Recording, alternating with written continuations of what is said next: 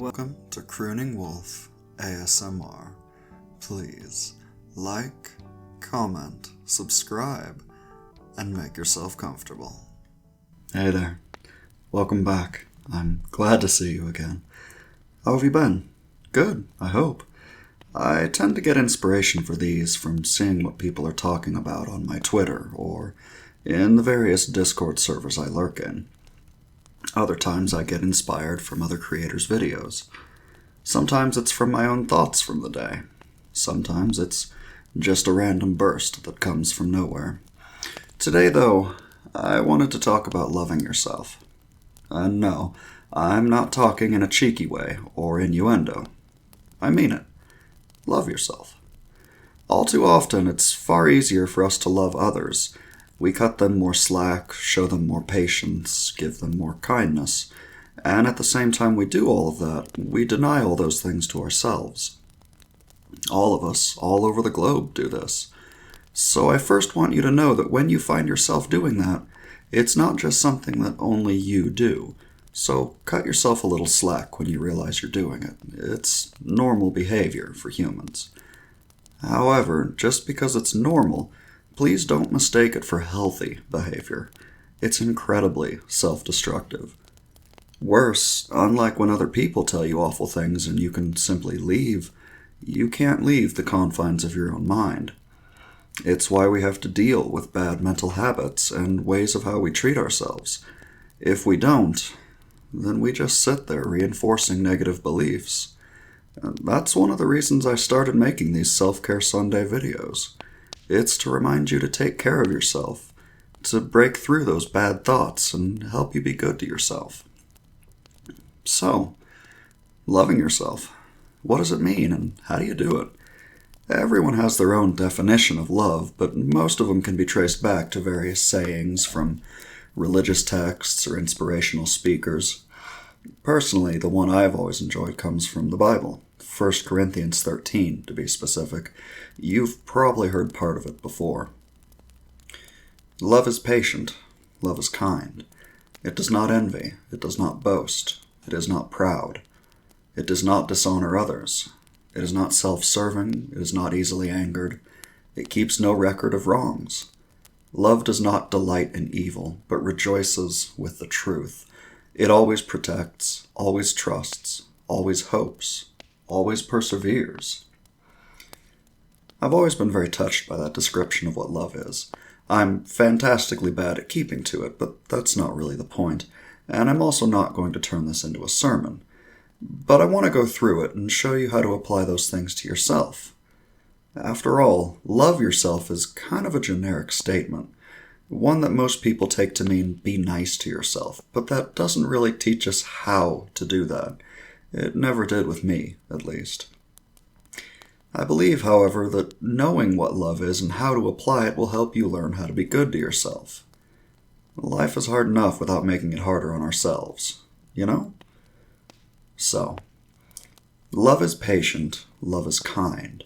How many times have you found yourself immediately blaming or cursing yourself when something goes wrong? It's almost every time, isn't it? So the first thing to work on is to identify when you do it and counter it. If you make a mistake, you're not stupid. You're not a screw-up. You're not a failure. You're not whatever it is your brain is telling you.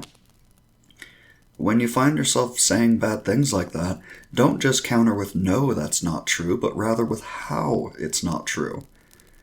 And if you can, understand that these thoughts come when your brain is panicked and hyperactive, and thus those thoughts aren't measured and well-reasoned. Be patient with yourself. Before you start to judge how you handled a situation or whatever it is that happened, take a few minutes to center yourself and calm down a little. That's where the patience comes into play. Give yourself more time. Also, be mindful of the language you use. It's pretty mean to call someone stupid or a screw-up or a failure, so don't call yourself those things. If you wouldn't call someone else that or want to be called that by someone else, then don't say it about you. Be kind means being softer, more gentle. It does not envy. It does not boast. It is not proud. Parts of this are a bit harder, but I'll try my best. What is envy? Well, the best way I can describe it is this. It's wanting what someone else has and hating them for having it. And not just wanting the same type of thing that person has, but specifically what they have. If you know someone with an amazing car, let's say, envy would be wanting that particular car they own and growing to hate them for owning it. It would be willing to hurt them to get that car. And what does that have to do with loving yourself? Well, how often do we compare ourselves to others for having something we don't? How often do we compare their successes to our own, or even to our failures? You can't love yourself if you're constantly finding something you're lacking. So don't compare what you do or don't have, what you do or don't do, to other people. All that does is make you fixate on what you believe you lack. Does not boast and is not proud sound pretty similar, don't they? Mostly they relate to different behavior, but you may be wondering how that applies to loving yourself. In this case, it's a matter of being too much. If you succeed, congratulate yourself, but don't fixate on that success. Don't base your self-worth around it. And don't go around telling people how great you are for that success. It's a matter of becoming full of yourself, and you and I both know how annoying people like that are. Let your success make you confident, but not arrogant. It's also a bad idea to base your self-worth around what you're capable of, because if something happens to reduce that capability, so too will your view of what you're worth be reduced. And you're worth so much more than merely what you're capable of doing. It does not dishonor others. Don't break other people down just to feel bad about yourself. Aside from being unkind behavior in general, doing that also bases your worth around someone else's. It also gets you in the habit of thinking unkind thoughts, which you can also do to yourself as easily as other people. Thinking poorly of others turns into treating others poorly, which easily turns into thinking and treating yourself poorly. It is not self-serving, can also tie into this. It's easy to focus on ourselves, and there's nothing wrong with that. The problem comes when we start doing it at the expense of others around us. Or, to put it another way, love isn't selfish. Self-absorbed, selfish people aren't enjoyable to be around, and it's not particularly healthy mentally, either. So for your own sake, don't concentrate on yourself so much that you block out or harm the people around you.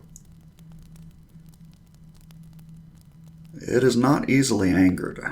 How often do we get angry with ourselves? How often is anger or frustration the first reaction we have to ourselves? This goes hand in hand with patience from earlier. Make a habit of being kinder to yourself. When you find your thoughts turning self-incriminating or hateful, recognize it and take a step back. The more you do that, the easier it will be to be more patient as well. It holds no record of wrongs.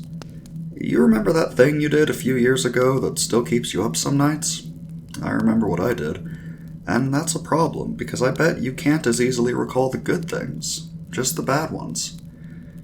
And yet, we all do it. Going over every mistake, every negative interaction with people, all of it, and more. But does doing that help you? Does it make you feel better? Of course not. So try and remember the good things. Write them down if you have to, and if you can, work on not holding your mistakes against you. They don't define who you are. Love does not delight in evil, but rejoices with the truth. There's a German word that I'm definitely going to mispronounce. Schadenfreude, which means to take delight in someone else's suffering, in a sort of, I'm glad it's not happening to me kind of way. Or so I've heard it explained. Don't be glad when something bad happens to someone, even if you don't like that person. Whether you feel they deserve it or not, whether they do deserve it or not, it really isn't the point. You want to encourage positive behavior and thoughts in yourself, and being glad of a misfortune is anything but. It's tough, because there are people who really do deserve a kick in the pants. But for your own sake and mental state, try to keep from being glad when it happens. Be glad that they received justice, not that they suffered. It always protects, always trusts, always hopes, always perseveres. Don't beat yourself up. Don't break yourself down. Don't hurt yourself. Trust that you deserve good things. Trust that you can make it through bad things. Trust in your strength and resilience and kindness. Keep hoping in yourself, in your future, in your abilities, in your worth. Don't give up. You have so much to look forward to, so much to give, so much to learn, so much to teach. Keep moving forward, because I know you can. This ran on a little longer than usual, and I apologize for that. But I believe in you. I believe that you can be better to yourself, that you can love yourself more. It's not just being nice or buying yourself things, it's how you treat yourself. So be good to you. Be kind to you. And it takes work, I know it does, but remember to love yourself. You deserve it. You've got this. And I'll see you around.